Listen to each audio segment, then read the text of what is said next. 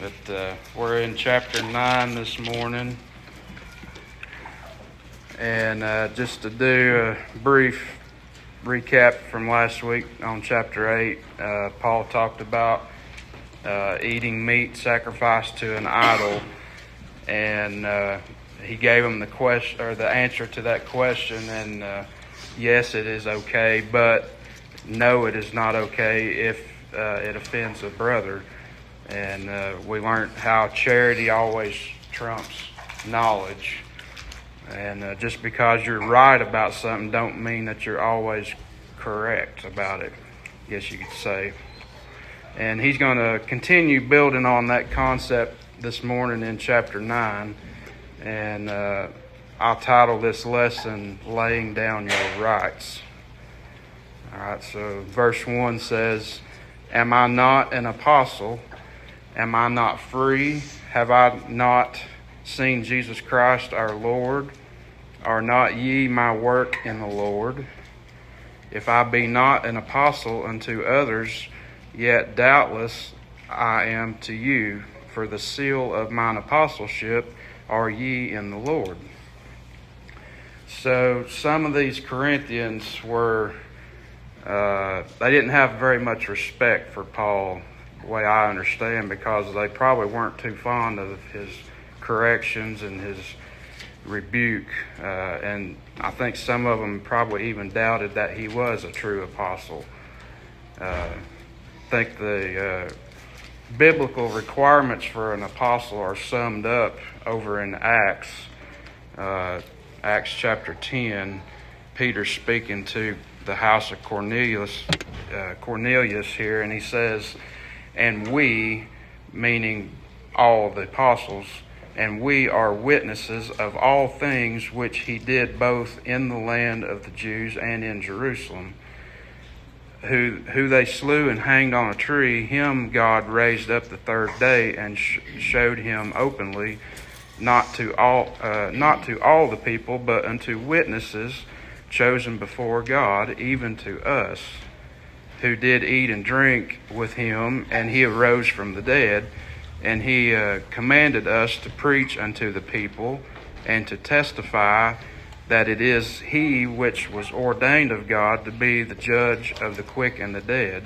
To him give all the prophets witness, that through his name whoever believeth in him shall receive remission of sins." So in those 3 or 4 verses there, we see the requirements for an apostle are, number 1, they had to be an eyewitness of Christ's resurrection. Number 2, they had to be chosen and commissioned by God. Number 3, we've already read about this earlier in Corinthians, they laid the foundation for the church. And number 4, they all had the spiritual gift of healing. All right, and so Paul, we know that he was not one of the original 12, but it says in the very first verse of 1 Corinthians chapter 1, Paul, a called apostle of Jesus Christ through the will of God. So we know right there that he was called of God. And we also know from various other places that he had the power to heal. So he fits the biblical criteria of an apostle. Now, would you all say that there is any apostles today? No. No. They don't. There's no possible way anyone can fit this biblical criteria. Now, there is an apostolic Reformation group in the church today that they claim the authority of an apostle. They claim that they can lay hands on you and heal you, but they're what Paul calls a false apostle. Over in 2 Corinthians chapter 11, he says this about a false apostle. But what I do, that I will do, that I may cut off occasion from them which desire occasion, that wherein they glory, they may be found even as we. For such are false apostles, deceitful workers, transforming themselves into apostles of Christ. All right. I like what he says here in verse 2, for the seal of mine apostleship are ye in the Lord. Now, it's sort of ironic that they were doubting his apostleship because they knew that Paul had the encounter on the road to Damascus. They knew that he was chosen because he told them in chapter 1 that he was chosen by God. And he founded the church at Corinth, so he laid the foundation of Christ for this church. I think we need to also look at what these men, because a lot of times there's a lot of people, and I'm going to use John the Baptist as reference here, because a lot of people will use like maybe what John the Baptist wore as justification about it doesn't matter what we wear. But John the Baptist did give up absolutely everything that he had. He had nothing. Yeah. And so we can't, it's just like Apostle Paul. Well, I want the powers of Apostle Paul, right? You know, we would, well, I think everybody here would probably desire a power like Apostle Paul, just as the guy in the Acts of the Apostles did. But how many of us are willing to go through what Apostle Paul went through, and how many of us are willing to give up what Apostle Paul gave up? Yeah. And there's none of us here, I think, that go to that degree. Yeah. Very good point. Anyone else got any comments on the first couple verses there? I do want to say one more thing too, because sure. I mean we talked about some of these spiritual gifts, and we're going to get into this later in the chapters here in 1 Corinthians. And I think at the end of the day, the greatest gift in according to Scripture again is charity. Right. And again, as you mentioned last Sunday, charity's love with an action. And the thing is, all gifts and all perfect gifts, I think it says, it comes from above. Mm-hmm. These things that happened through these men were definitely from God. They was not of themselves, Yeah.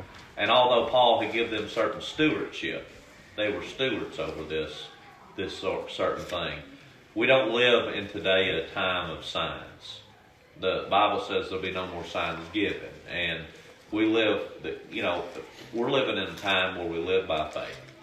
And if we have to see someone healed to believe, we have no faith. And Paul, and you've mentioned that, I think that in time past, it's not, we do not live by sight, we live by faith. And he was part of this foundation, as you mentioned of, and that's why this was so prevalent, I believe, in those days. Yeah. All right, in verse 3 he says, mine answer to them that do examine me is this, have we not power to eat and to drink? Have we not power to lead, or in other words, to bring along a sister or a wife, as well as other apostles, and as brethren of the Lord, and Cephas, who's Peter, or I only and Barnabas, have not we the power to forbear working, who goeth a warfare any time at his own charges, who planteth a vineyard and eateth not of the fruit thereof, or who feedeth a flock and eat not of the milk of the flock. So he's kind of reiterating a point that he's already made here back in chapter 6. He says this, all things are lawful unto me, but I will not be brought under the power of any. So he's saying, us apostles, we have every right to eat and to drink within moderation, of course. They have the right to bring along a sister or a brother or a wife or another apostle in their ministry, but he's not going to let these rights hinder his preaching the gospel to these churches. And this all goes back to what I titled this lesson, laying down your rights. And we know from the scriptures that Paul lived and preached in Corinth there for about 1.5 years, and he supported himself financially as a tent maker. And I think he did this because he didn't want to burden the Corinthians, and he wanted to demonstrate that, his the purpose of his ministry was not the love of money. Right. And that seems like Peter and some of the other apostles, they were pretty much freely received from the churches where they went, and I guess you could say that those churches supported those apostles, but for whatever reason, Paul and Barnabas here, they were somehow kind of looked down on, and it could have been possibly because Paul was a former persecutor of the church. You know, I'm sure they questioned his authority and his past. You know, but at the same time, don't you think? Because back in verse 2, whenever he was talking about it, he was saying, you guys came to know the truth because of me, and now, I think because of these letters and the reprimands and the things, they're mad at him. So a lot of times that happens, like you're good to them and they come to this big realization, but then the first sign of trouble, then they don't like you anymore. yeah, that's very true. Yeah.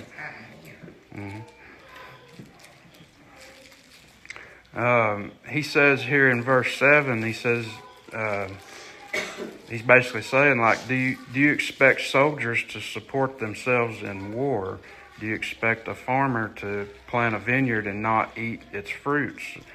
And do you expect a shepherd to take care of his flock and not benefit from their milk? So why do you have a problem supporting me, the one who has preached salvation to you?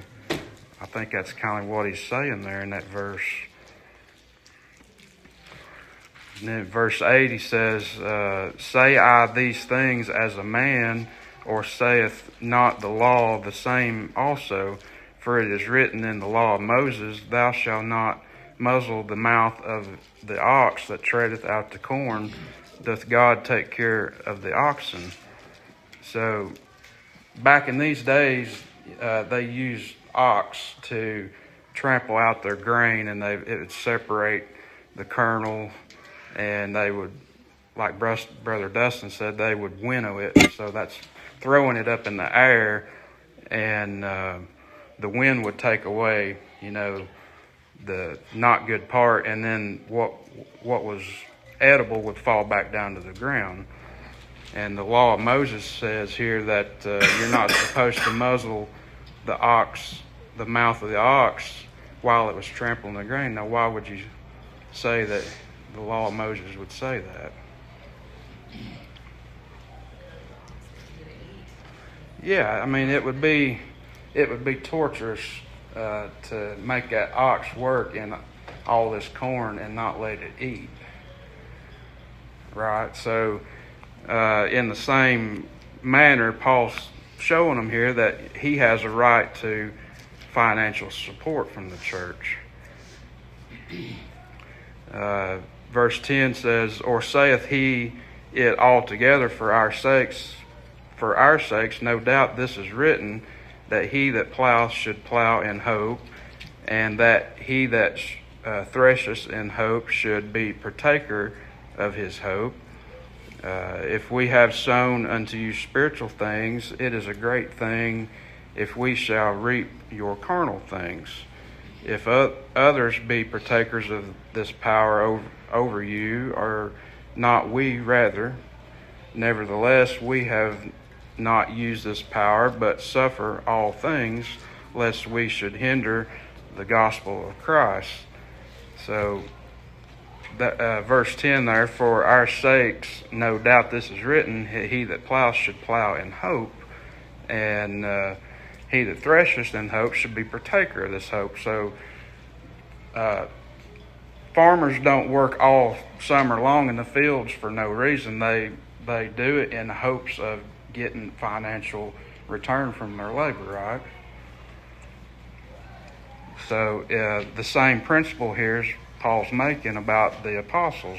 He said, if we have sown into you spiritual things, it is a great thing if we shall reap your carnal things. In other words, your money.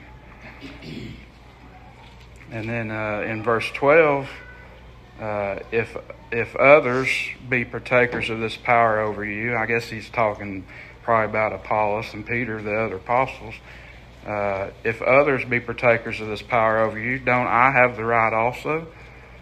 Now look how he finishes verse 12 there. He says, nevertheless, we, speaking of himself and Barnabas, we have not used this power. So they didn't get puffed up towards their right to money. He says, but we suffer all things lest we should hinder the gospel of Christ. So Paul, he chose to lay down his right to money because he had charity towards the Corinthians. All right, verse 13 says, Do you not know that they which minister about holy things live of the things of the temple, and they which wait at the altar are partakers with the altar? Even so hath the Lord ordained that they which preach the gospel should live of the gospel. So this command from the Lord applies to any God-called man who's going to preach the gospel. Jesus says this in Matthew chapter 10, for the workman is worthy of his meat. So to put that in a little more modern terms, he's saying the man is worthy of his wages. You know, he's worthy of pay so that he can eat. I think too, when you look at the Old Testament, which I hate, I hate talking about money when it comes to the church, just because you always, I think anybody in my position feels, I don't know, just feels funny, but biblically it's right, because if you go back and look at the Levites, they didn't work. They tended to ministerial duties, I guess you would say, and they would reap from the people. The people took good care of them. So Paul, if you think about it, but now that's of course is up to a church. Right. The day I like I said, I like kind of how we do things here, but the more that you do, the less you have time to do other things. So it's kind of a double-edged sword, I guess you'd say. Paul was 100% in the ministry. That's all he did. Aside and if he had to support himself, as you said a minute ago, he was a tent maker. So it goes like that for any position. If a man has to work, obviously the ministerial duties diminish. If a man, but also if a man's not going to work, he has to be 100% in the ministerial duties. Yeah. So that's just one of them things. I think men ought to work, but weigh that out with God. Every man's in a different situation too, so it's one of the things. So I don't know, that's a tough one to talk about, but know that a man that works, like I know that Geno Jennings is a big one. He's from the apostolic faith as well, and he says scripturally it's not supported. Well, we see this morning scripturally it is supported, and so he says that it's biblically wrong and men going to hell if they take money from the church, and we find out here that that's not true. No. So be careful who you listen to. Just warnings. That's right. Not that he doesn't say good things, he does, but that's not a correct thing that he says. He's missed this part. He's just in error on some things. Yes. Well, I don't know anyone that's not. Right. All right, verse 15 says, But I have used none of these things, neither have I written these things, that it should be so done unto me. For it were better for me to die than that any man should make my glorying void. For though I preach the gospel, I have nothing to glory of, for necessity is laid upon me. Yea, woe is unto me if I preach not the gospel. For if I do this thing willingly, I have a reward. But if against my will a dispensation of the gospel is committed unto me, what is my reward then? Verily, that when I preach the gospel, I may make the gospel of Christ without charge, that I abuse not my power in the gospel. So he's slipping in a little bit of corrective judgment here. He's saying, according to the word of the Lord, you're obligated to pay me, but nevertheless, I didn't take your money because that's not where my heart is. His heart was with charity. So he says, I'd rather die than let you deprive me of this boast. And notice in verse 16, he says that preaching the gospel is a necessity that has been laid upon him by God, and woe to him if he don't preach the gospel. Now, Brother Miles can attest to that calling and that woe. He's told you many times about his story about his car falling on him there. Another very strong point I want to make here in verses 17 to 18, he says, for if I do this willingly, I have a reward, but if against my will, a dispensation of the gospel is committed to me. What then is my reward? Verily, that when I preach the gospel, I may make the gospel of Christ without charge, so that I abuse not my power in the gospel. So what is a dispensation? What does that word mean? Can anybody tell me?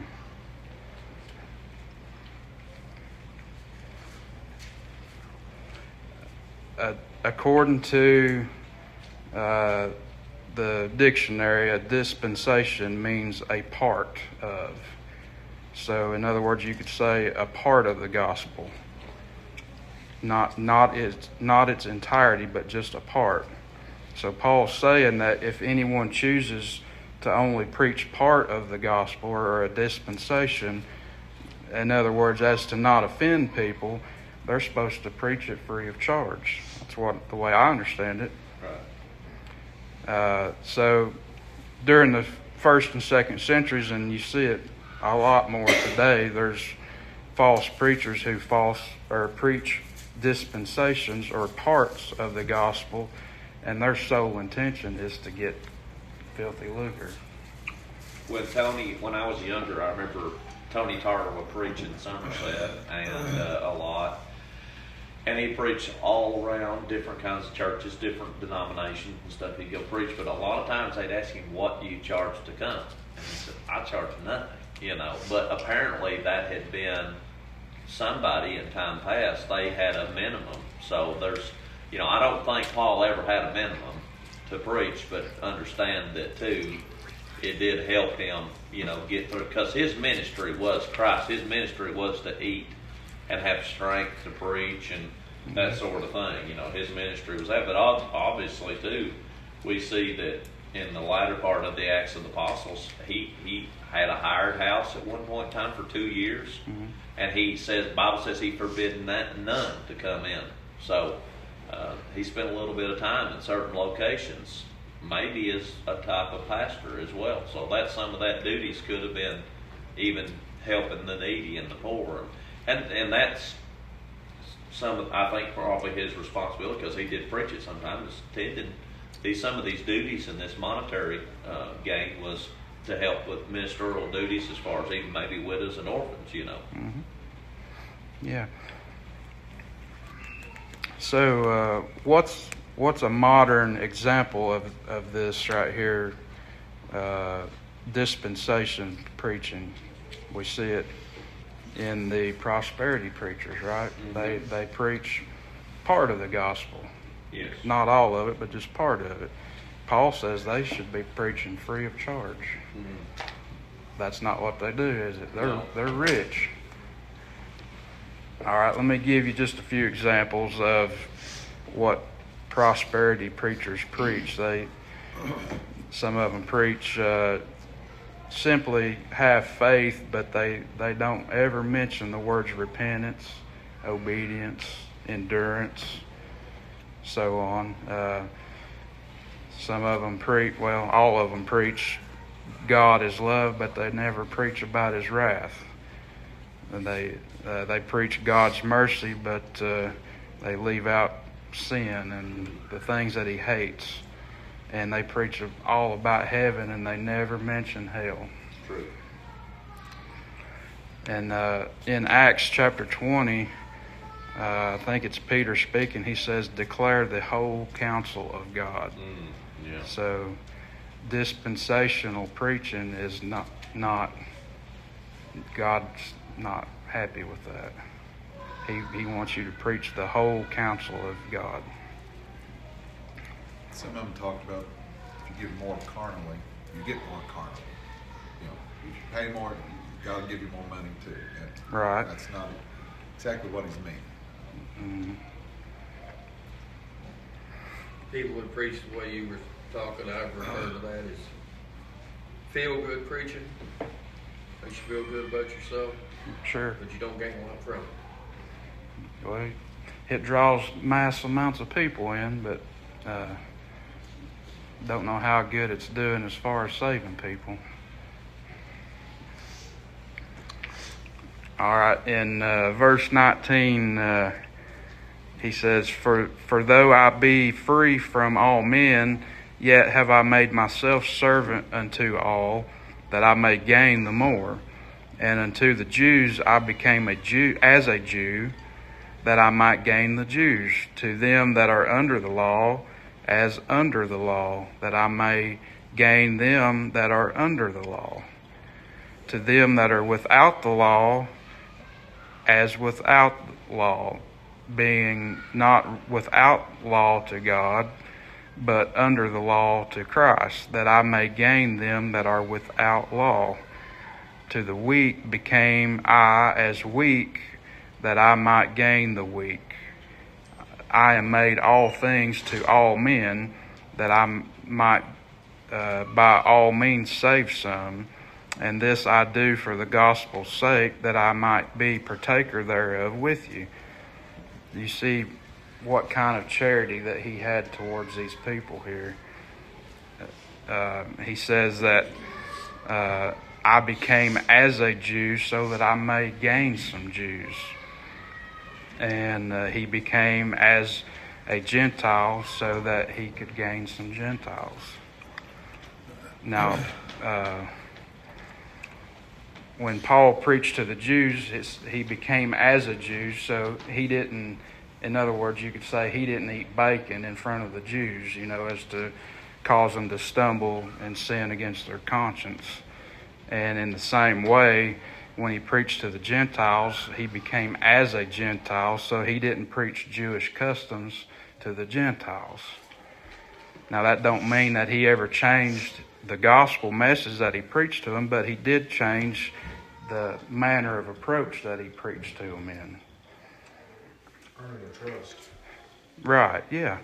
I mean, you cannot sugarcoat the gospel in any way, but if you are truly desiring to win these people over to Christ, you're going to, seek them, reach them in the way that they are today and expect to see them change tomorrow.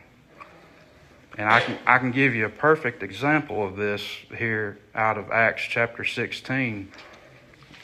If anyone wants to flip there, I'll give you a few seconds and I'll read the first 5 verses here. Now this was completely unnecessary, that this thing that Paul did here, but it proves the point here that what he's saying in verses 19 to 23, he's trying to build a bridge of ministry to his fellow Jewish kinsmen. Acts chapter 16, first 5 verses, he says, Then came Paul to Derbe and Lystra, and behold, a certain disciple was there named Timotheus, the son of a certain woman, which was a Jewess, and believed, but his father was a Greek, which was well reported of by the brethren that were at Lystra and Iconium. Him would Paul have to go forth with him, and took and circumcised him because of the Jews which were in those quarters. For they knew all that his father was a Greek, and as they went through the cities, they delivered them the decrees for to keep that were ordained of the apostles and elders which were at Jerusalem. And so were the churches established in faith and increased in number daily. So Paul had Timothy who was already a believer, he took him and had him circumcised. Now that was unnecessary to do, but there's nothing wrong with circumcision of the flesh as long as you don't. If you put your faith in the works, that's not going to work. But there's nothing wrong in itself with him having him circumcised, and he done it to possibly gain his mother over, who was a Jew. There was another time too in the Acts that Paul took some younger converts up to the temple and they sacrificed. Yeah, I remember telling you about that a while back. Yeah. So that was another kind of example as to win people. You know, he swallowed his pride. He understood that there was no point to sacrifice today. But nonetheless, he's still trying to say, look, I'm a Christian. I believe Christian values. You know, to come take this service it hinders us not. But look, these men have converted and see, you know. And so, it's one of them things we got to swallow our pride and come together for the better and not for the worse. Well, it's not like he was preaching that circumcision was, but a lot of these people, because it said he was known that his father was Greek, so, they might not have even received them into their houses if he was uncircumcised. And because he was circumcised, they're like, okay, well, it's all right. And then they're able to spread the gospel message, whereas they wouldn't have even had that. They wouldn't have even listened to Paul and Timothy if they knew he wasn't circumcised. And it was obvious here that they knew, or probably had an inkling that was the case, because it says it was widespread that they knew his father was a Greek. And we know that Paul was successful in these things because it says they increased in number daily. Yeah. All right, we'll finish this out real quick here. Verse 24 says, "Know ye not that they which run in a race run all, but one receiveth the prize? So run that ye may obtain, and every man that striveth for the mastery is temperate in all things. Now they do it to obtain a corruptible crown, but we an incorruptible. I therefore so run, not as uncertainly, so fight I, not as one that beateth the air, but I keep under my body and bring it into subjection, lest that by any means, when I have preached to others, I myself should be a castaway." So remember the context here. We're talking about laying down your rights for the greater good, for charity.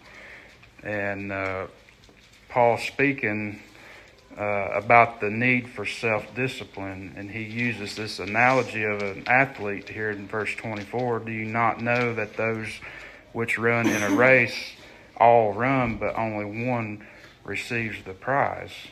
Now, athletes, they have every right to eat a candy bar. They have every right to sit on the couch and be lazy. Yeah. But does that benefit them in a race? No. It hinders them, hinders their performance. And likewise, we as Christians, are we willing to lay down some of our rights in order to gain a brother? He says in verse 26, "I fight not as if one just beats the air with no purpose, but I fight to win."